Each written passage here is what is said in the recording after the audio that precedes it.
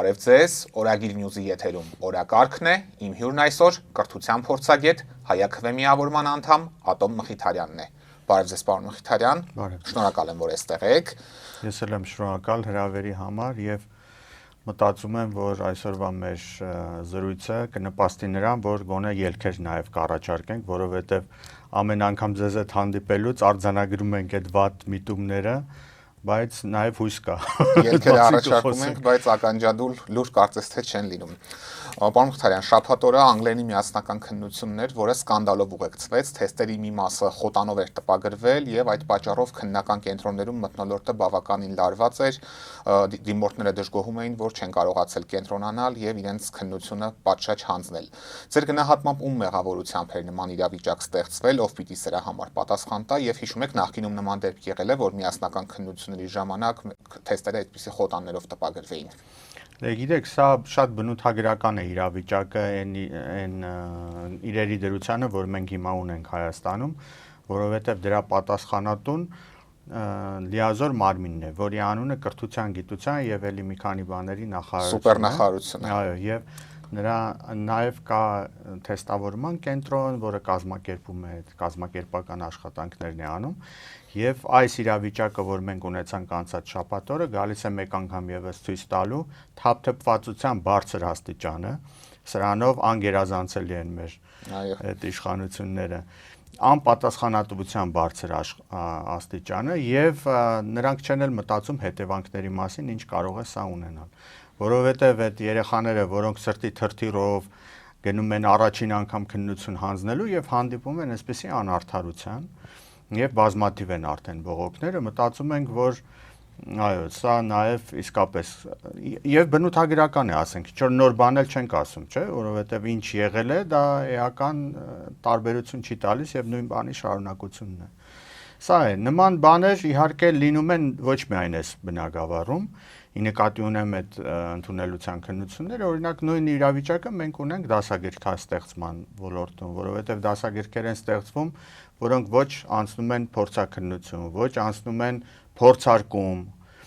ուրեմն ստեղծվում են դասագրքերը ահագին խոտաններով, շատ սխալներով, Սա լավագույն դեպքում դասագրքեր ունենք, որ առհասարակ չեն ստեղծվում, արդեն քանի տարի է։ Դասագրքեր կա, այո, չեն ստեղծվում, եւ սա կարելի ասել բնութագրական է այսօրվա կառավարությանը, նրա աշխատակիցներին, եւ ես մի քանի անգամ ասել եմ, այս անգամ էլ ուզում եմ կրկնել, որ հատկապես կրթության ոլորտում ինչ որ բան փոխելու համար անհրաժեշտ է փոխել որոշում կայացնողներին։ Դիմորդների եւ նրանց ծնողների բարձրացրած աղմուկից հետո ԳԹԿ-ն երեք հայտնեց, որ բոլոր դիմորդներին մարտի 1-ին նոր քննություն հանձնելու հնարավորություն կընձեռվի, այնուամենայնիվ հատուկ ընդգծվեց, որ այս որոշումը կայացվել է աղմուկը դադարեցնելու համար։ Որոշումը թեպետ ողջունելի է, բայց այնուամենայնիվ նման միջադեպերը ինչպես են ազդում մեր կրթական համակարգի նկատմամբ վստահության վրա եւ ինչպես պետք է խուսափենք հետագայում նման միջադեպերի կրկնությունից։ Ուրեմն ինչպես են ազդում, շատ վատ են ազդում, արդեն մի քիչ առաջ էլ ասացինք, որ այն մեր ապագա դիմորդները եւ այսօրվա շրջանավարտները նրանք հոգեբանական ճնշվածության են ենթարկում, որովհետեւ դա դրացի ստրես է նրանց համար, որպեսզի գնան քննությանը լավ նախապատրաստվեն, լավ արդյունքներ գրանցեն եւ բախվում են այս անարդար իրավիճակին, երբ որ մի մասի դեպքում ինչ որ նորմալ են, այսպես ասած, թեստերը, մյուս մասի դեպքում այդքան էլ նորմալ չեն։ Եվ ավելացրած նաև են սուբյեկտիվ չափանիշները, որոնցով գնահատվում են, որովհետև մեր լավագույն ուսուցիչները բազմաթիվ անգամ ասել են, որ թեստային տարբերակով գնահատել երեխայի գիտելիքները անթույլատրելի է։ Չի կարելի թեստով, որը ըստ էության մեխանիկական ինչ-որ գործ են անում։ Թեստով գնահատել շատ սխալ է, շատ սխալ է։ Եվ նույնը նաև էլի զուգահեռներ անցկացնելով կարելի է ասել նաև ուսուցիչների ատեստավորման գործընթացի մասին։ Այնտեղ էլ ուրեմն ամեն ինչ գնահատվում է էլի թեստային տարբերակով եւ այդ ուսուցիչը ինչպես նախկինում կար, նույն ձևի նաև շարունակում է այդ ատեստավորման գործընթացից հետո։ Իդեպ ասեմ, որ սա այս թեստային տարբերակները իրենց հետ բերում են նաև որոշակի կոռուպցիայի էլեմենտներ։ Կրթության ոլորտ, որը եւս անթույլատրելի է։ Օրինակ իմ համակուրսեցիներից մեկ առանց անուններ տալու նա մասնակցեց վերջերս կազմակերպված է թեստավորման գործընթացին, ատեստավորման եւ էլի տպագրական սխալ կար թեստերի մեջ, օրինակ պատասխանի փոխարեն, օրինակ եմ ասում, էլի, օրինակ 100-ի փոխարեն 10 էր գրված։ Ուրեմն պարզվեց, որ այն ուսուցիչները, որոնք եկել էին այդ օրը թեստավորման, այսինքն այդ ատեստացիան հանձնելու, նրանց կեսից շատը սխալ պատասխան էլ գրել։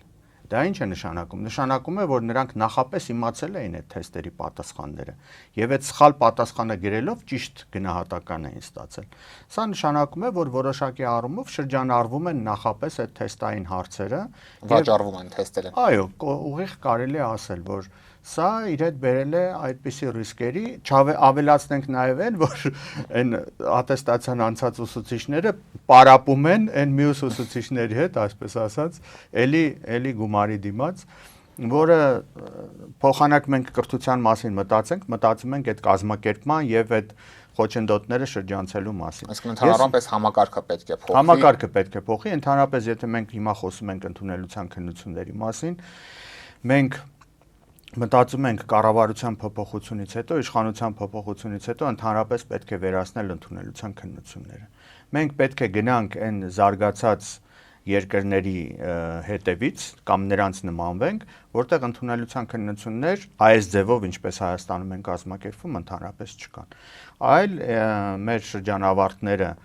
իրենց դպրոցական գիտելիքները անընդհատ ակումուլացնելով որոշակի միավորներ են հավաքում եւ համալսարանը հայտարարում են, որ նվազագույն այսքան շեմից բարձր միավորներ ունեցող դիմորդները կարող են գնալ կոնկրետ համալսարան, կոնկրետ մասնագիտությամբ, նրանք առանց որևէ ընդունելության քննության իրենց ուսումը պետք է շարունակեն համալսարաններում եւ մի բան էլ էստեղ ուզում եմ ավելացնել եւ անպայման պետք է անցնել բարձրագույն կրթության անվճար բարձրագույն կրթության համակարգին։ Վրաստանում այս օրինակը արդեն ներդրվել է։ Այո, Վրաստանում արդեն կա, իսկ եվրոպական երկրներում նույնիսկ մարդիկ ծիծաղում են, որ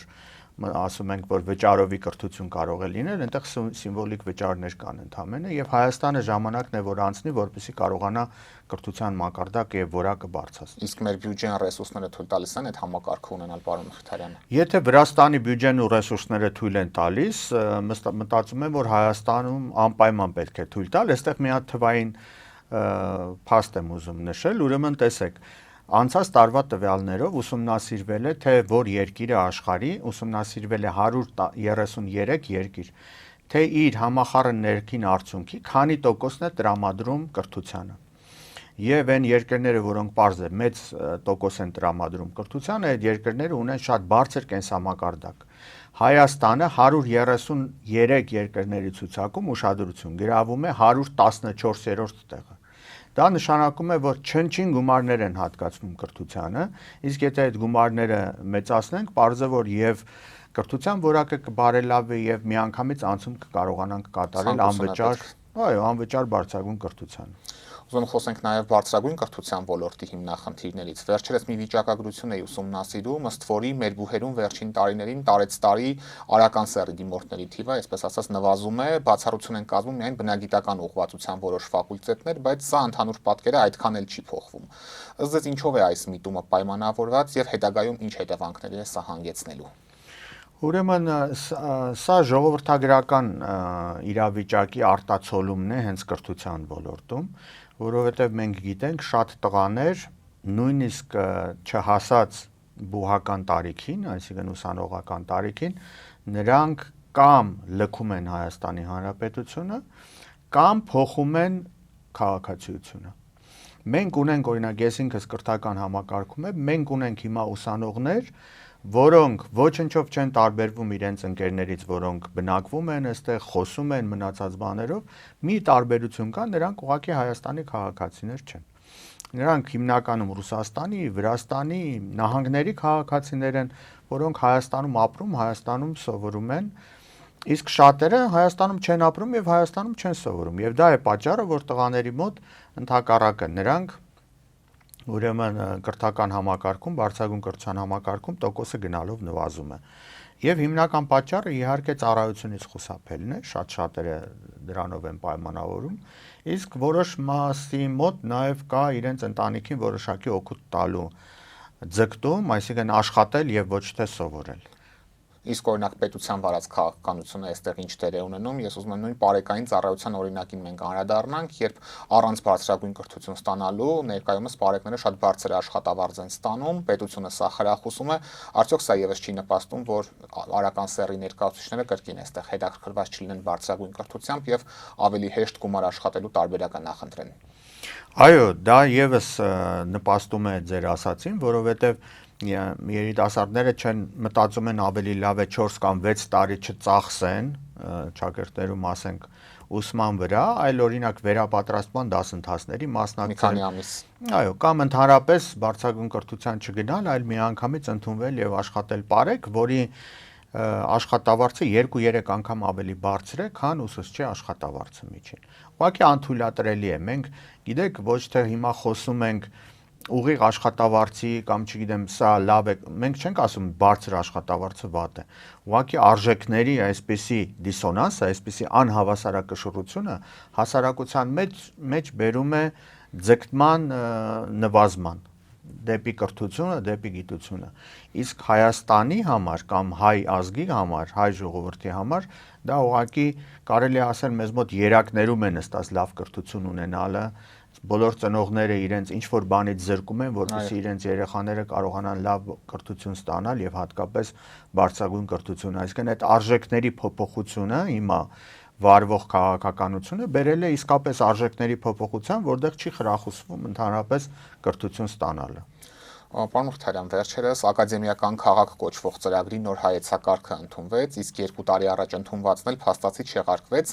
ընդ որում այստեղ բավականին անորոշություններ կան, եթե նախորդ ծրագրով 2030 թվականի դրությամբ ամբողջը պետք է արդեն կյանքի կոչվեր եւ գործեր այդ քաղաք կոչվածը,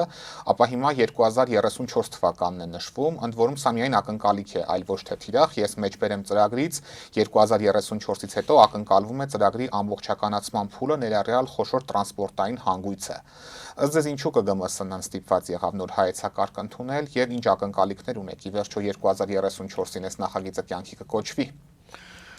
Ոչ իհարկե, եւ դա ակնհայտ էր հենց սկզբից, երբ որ դրա մասին խոսվեց, ուղղակի ներկա գործող կառավարությունը անընդհատ փորձում է այդ գաղափարը առաջ տանել, դա խցկել է նաեւ անցած տարի ընդունված բարձրագույն կրթության եւ գիտության մասին օրենքում։ Առանձին հոդված կա նվիրված ուղղակի աբսուրդի ժանրից կարելի է ասել, որովհետև ոչ մի ուրիշ երկիր նման բան չի գրում օրենքի մեջ, որ պետք է մի հատ քաղաք ստեղծել, ակադեմիական անունը դնել եւ բոլոր բուհերը, գիտական կազմակերպություններն էլ հավաքել մեխանիկորեն տեղափոխել այդ քաղաքը։ Ուրեմն ասեմ նաեւ, որ հետևանքները կամ այս ընթացքում տեսեք այդ հիմնադրամ կա, կոչվում է ակադեմիական քաղաք հիմնադրամ, անցած տարվա ընթացքում 2025 թվականին նրա ծախսերը ուշադրություն եղել է 1.9 միլիոն դոլար եւ դա հատկացվել է հատկապես պահպանման ծախսերին, որի մեջ մտնում է նաեւ աշխատավարձ, այսինքն մարդիկ բարձր աշխատավարձներ են ստանում, ամենայն հավանականությամբ պարգևավճարներ են ստանում եւ ծախսել են տարվա ընթացքում 1.9 միլիոն դոլար։ Գեղեցիկ ծրագիր ստեղծելու համար։ Այո, հիմա հələ տեսեք, բացի դրանից նաեւ 1.5 միլիոն դոլարի պայմանագրեր են կնքել,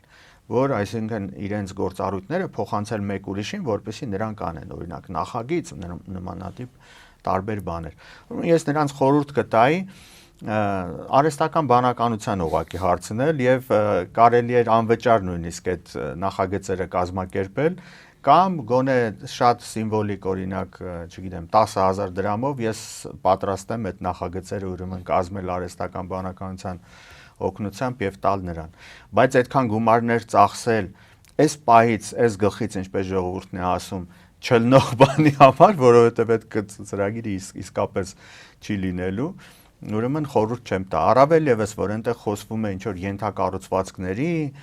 չգիտեմ, օդանավակայաններ ունենալու, մետրոյի կայարան են կառուցում։ Հա, Աջափնյակից հետո շարունակվելու է մետրոյի կայարան են կառուցելու։ Աջափնյակին 2 տարի առաջ պետք է սկսած լինի, ինչին հարարությունը արդեն։ Այո։ Եվ այս ամբողջը իսկապես բերում է նրան, որ ուղղակի գիտեք, եթե լուրջ խոսենք, արժեզրկում է կրթության նկատմամբ մեր ձգտումները, գիտության արժեքը իջեցնում է, հասցնում է շատ ցածր մակարդակի։ Եվ դա ոչ միայն արվում է այսպիսի ծրագրերով, այլ նաև օրինակ գիտության ֆինանսավորման կրճատմամբ։ տեսեք, երբ որ հարցնում են ներկա վարչախմբին, ասում են, տեսեք, գիտության ֆինանսավորումը անընդհատ աճում է։ Ուրեմն այնքան աճեց, որ էլ տեղ չկար։ Այս տարի 14%-ով պակասել է գիտության ֆինանսավորումը 2026 թվականի համար։ Ընդ որում գիտության ֆինանսավորումը, այդ թվում նաև տեսեք, այդ ակադեմիական քաղաք մնացածը ամբողջը այդ գիտության ֆինանսավորման տակ կարելի է դիտարկել։ Ուրեմն գիտությանը հատկացվում է համախառն ներքին արդյունքի վերջին տարիներին, ուրեմն 0.33, 0.35, 0.36, 100%-ը։ Սա ուղղակի չնչին գումարներ են, որոնք հատկացվում են գիտությանը, եւ այսպես զարգացնել գիտությունը ուղղակի անթույլատրել չի, անհնար է, չեք կարող անել։ Ուղղակի թվերով նշենք, որ միջին ցուցանիշը Եվրամիության արևելյան գործընկերության երկրներում եւ արևելյան Եվրոպայի երկրներում համախառն ներքին արդյունքի 2.5-2.6% է կազմում։ Այսինքն Հայաստանից էլի հնայի հետ ենք համեմատում։ Նրանց հնան էլ Հայաստանի հնայից պատկերացրեք քանի անգամ է մեծ։ Առնվազն 7-8 անգամ պակաս է։ 7-8 անգամ ավելի պակաս է։ Իսկ այնպիսի երկրներ, ինչպիսին են օրինակ Հարավային Կորեան կամ Իսրայելը, գիտությանը եւ նոր տեխնոլոգիաներին տրամադրում են համախառն ներքին արդյունքի 4.5, 5, որոշ տարիների մինչև 7%։ Եվ պատկերացրեք, թե Հայաստանը քանի տարի պիտի այդ իր 0.36%-ով ֆինանսավորի գիտությանը, որպեսզի կարողանա գոնե հասնել այդ իմ թվարկած երկրների գոնե 1 տարվա ներդրմանը։ Նոր կառավարությանը բավականին լուրջ աշխատանք է սպասվում այս առումով։ Նոր կառավարությանը, այո, ամբողջը պետք է վերափոխվի եւ հայեցակարգային մոտեցումները պետք է փոխվի եւ առաջնահերթ դիրքերում պետք է լինի անպայման կրթությունը եւ գիտությունը։ Ավելին ասեմ, տեսեք, այդ ավելացրած գիտության ֆինանսավորման կատարողականը գիտեք քանի տոկոս է եղել վերջին 5 տարվա ընթացքում։ Ուրեմն առավելագույն տոկոսը, որ ունեցել ենք, եղել է 84%։ Այսինքն այն գումարները, որոնք հատկացվում են, նրա ամենաշատը 84%-ն է վերջին 5 տարվա ընթացքում ծախսվել։ Իսկ տարի է եղել 36-10-րդականի մասին է խոսքը։ Հա, իսկ տարի է եղել 2023 թվականը, երբ որ ծախսվել է, այսինքն կատարողականը գիտության ոլորտում եղել է ընդամենը 65%։ Այսինքն կեսից մի քիչ ավելին է ծախսվել, եւ սա այն պարագայում, երբ որ Հայաստանում զուգահեռաբար գիտնականների թիվը գնալով նվազում է։ Այ մենք խոսում ենք մի քիչ առաջ տղաների ներկայությունը կրթության ոլորտում, չէ՞։ Գիտության ոլորտում աղետալի է ավելի իրավիճակը, որովհետև գիտաշխատողների աշխատավարձերը բարձրացրել ենք վերջին տարիներին։ Հա, բարձրացրել են, ուրեմն կարելի ասել, որ պարեկներից մի քիչ ցածր են ստանում։ Համեմատության լավ սանդղակ է, էլի, ինչքան են բարձրացրել։ Բայց նույնիսկ այդ բարձրացումը, տեսեք, գումարը շատանում է, գիտնականների թիվը պակասում է։ Պարզ է, որ այն գիտնականը, որը դուրս եկավ գիտության ոլորտից, նրան հասանելիք աշխատավարձը կարելի է գումարել այն մյուսներին։ Եվ տեսեք, վերջի տարիների ընթացքում Հայաստանում գիտնականների թիվը աղետալիորեն նվազել է, աղետալիորեն, նույնիսկ կրիտիկական նվազագույնից ավելի քիչ է։ Հիմա Հայաստանում ամբողջ դրույքով աշխատող գիտնականների թիվը հրապարակված տվյալների համաձայն հավասար է 3012-ի։ Դա նշանակում է, որ մոտավորապես 1 միլիոն բնակչին հասնում է 1004 գիտնական։ Այդ նույն թիվը Ադրբեջանում 1680 է, Վրաստանում 1750 է, Թուրքիայում մեր հարևան երկրներն եմ ասում 3500 է, այսինքն Հայաստանից 3.5 անգամ ավելի շատ։ Ռուսաստանում մոտենում է 4000-ին, իսկ զարգացած գիտություն տեխնոլոգիաներ ունեցող երկրներում 8000-ից ավելին է։ Մենք այդ ցուցանիշները ունեցել ենք 90-ականների սկզբին կամ 80-ականների վերջին, երբ որ Հայաստանը եղել է առաջին տասնյակում գիտության ֆինանսավորման ծավալներով եւ գիտնականների թվով, որոնք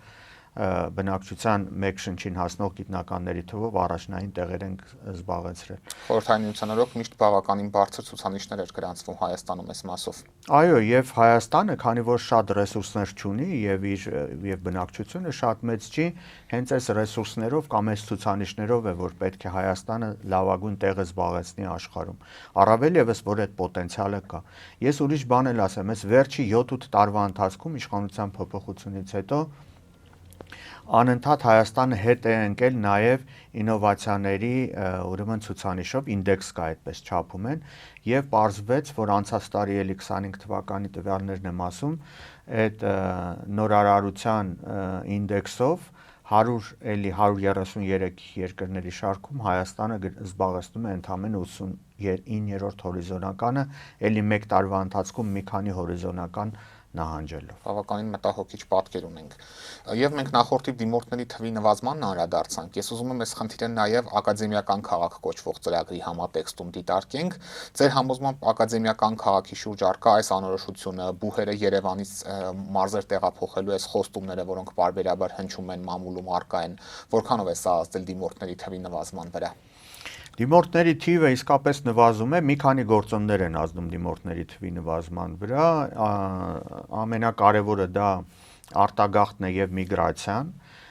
կրթության դերի նվազումը, այսինքն մարդիկ չեն դիմում կրթություն ստանալու բարձրագույն եւ դրա պատճառով դիմորդների թիվը նվազում է, եւ մյուսը այո, ձեր նշած անորոշությունը, որովհետեւ այդ անորոշությունը թե ինչպիսին կլինի մեր բարձրագույն կրթության համակարգը սրանից ընդամենը 2 տարի հետո ոչ ոք չգիտի։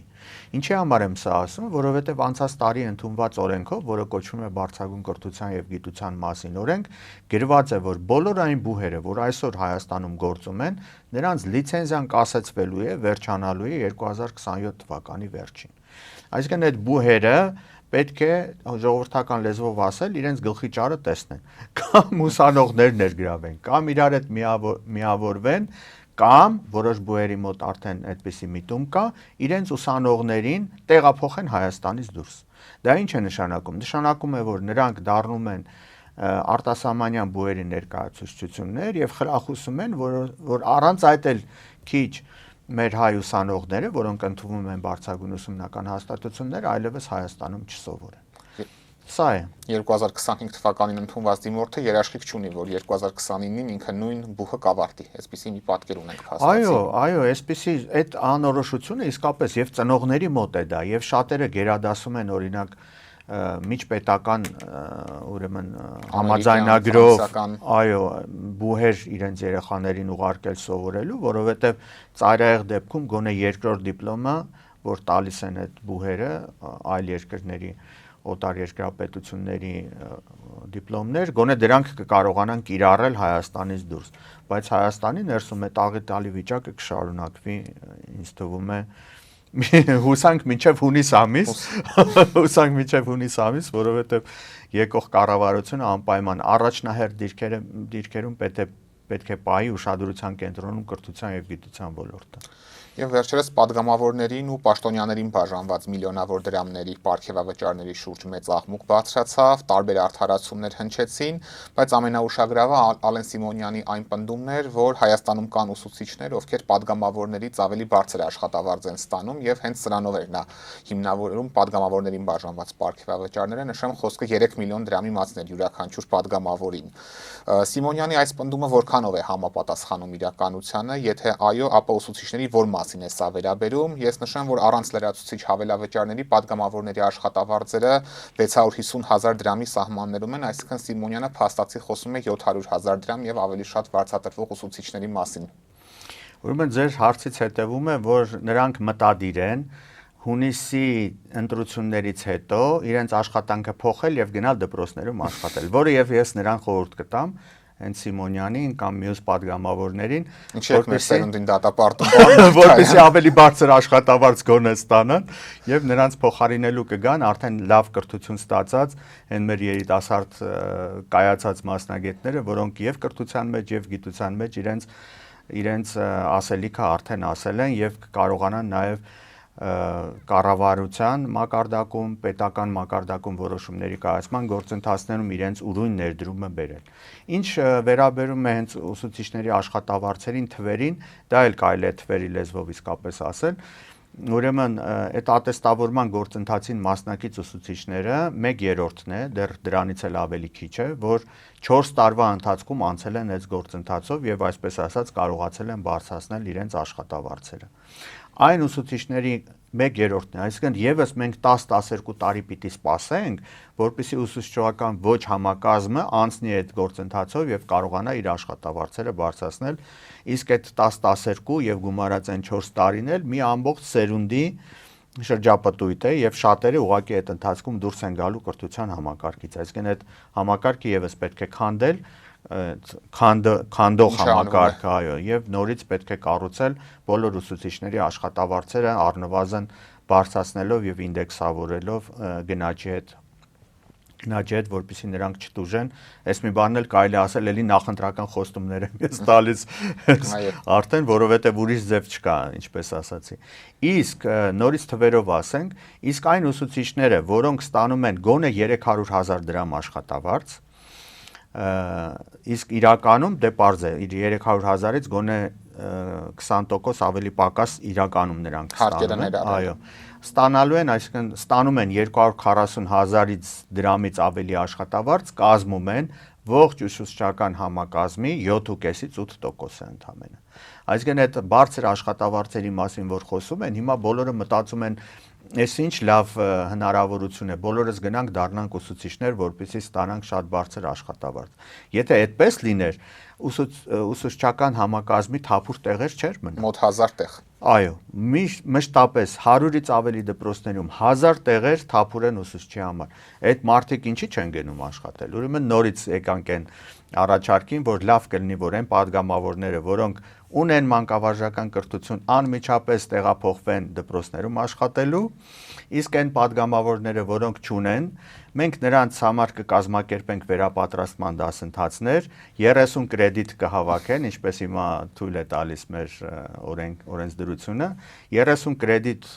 մանկավարժական հմտություններ ձեռք բերելու եւ բարձր աշխատավարձով նրանց սիրով կտեղափոխենք դպրոցներում կամ կրթական հաստատություններում աշխատելու, բայց նրանց անընդհատ ամիսը մեկ անգամ նաև վերապատրաստելու ենք, որովհետև մեկ անգամ ուրեմն վերապատրաստվելով հասկանում ենք, որ արդյունք դժվար թե ունենանք, անընդհատ նրանց համար մենթորներ կնշանակենք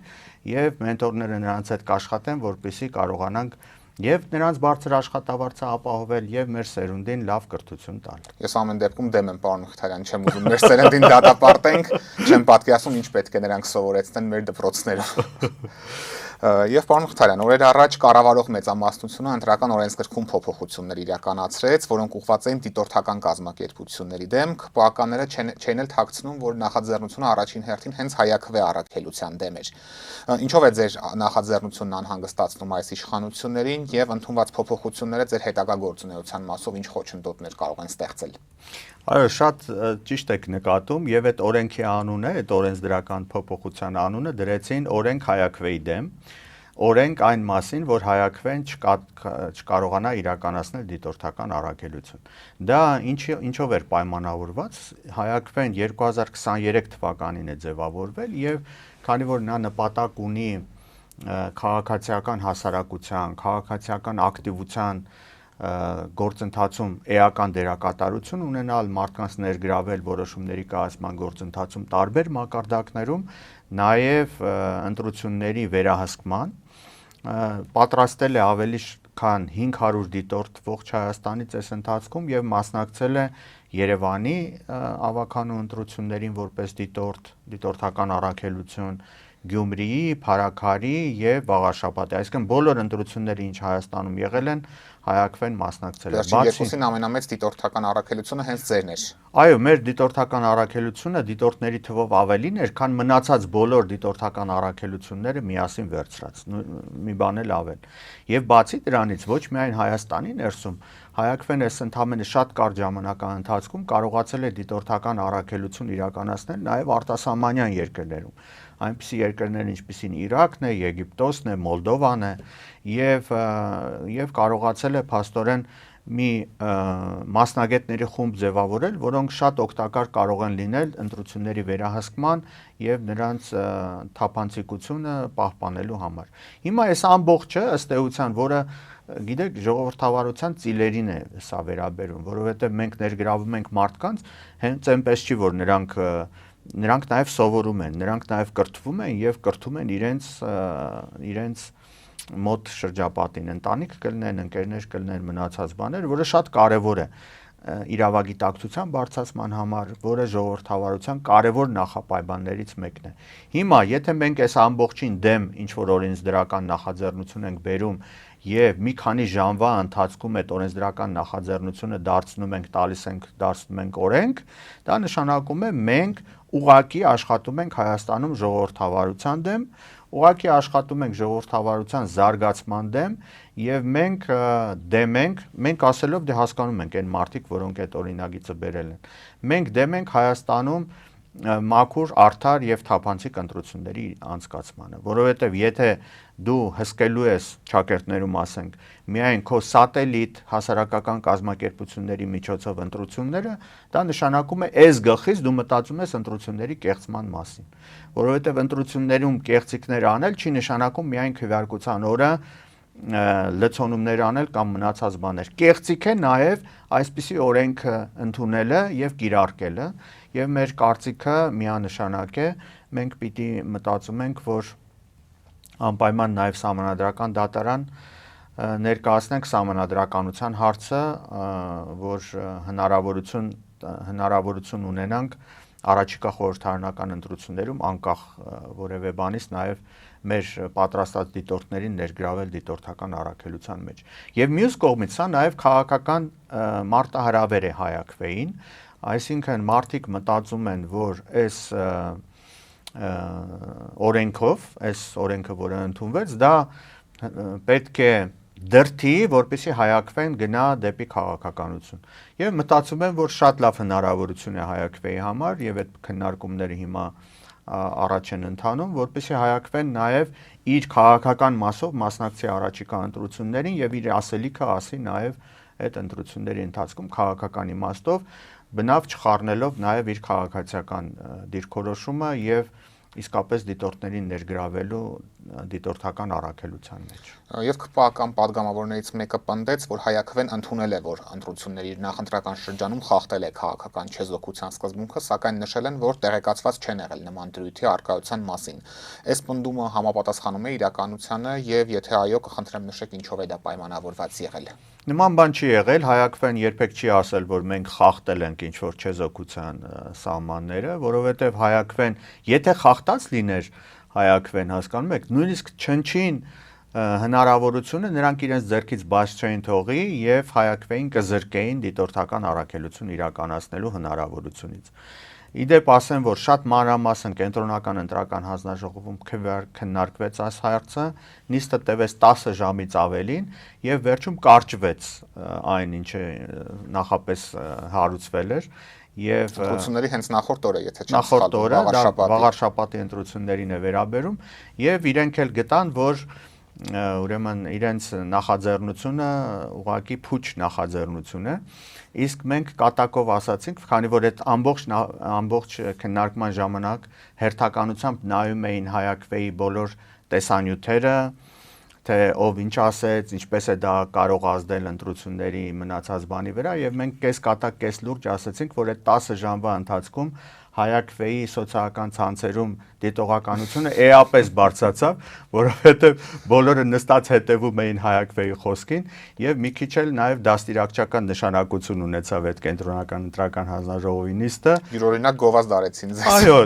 դաստիարակչական, այսինքն այդ մարդիկ հասկացան նաեւ ինչ է նշանակում լինել ազգային անկախ դիտորդ։ Շնորհակալ եմ պարոն Մխիթարյան հետաքրքիր զրույցի համար։ Ես էլ եմ շնորհակալ։ Օրակարգն այսօր այսպիսին էր, այն ամփոփեցինք կրթության փորձագետ, հայաքվե միավորման անդամ Ատոմ Մխիթարյանի հետ։ Կհանդիպենք։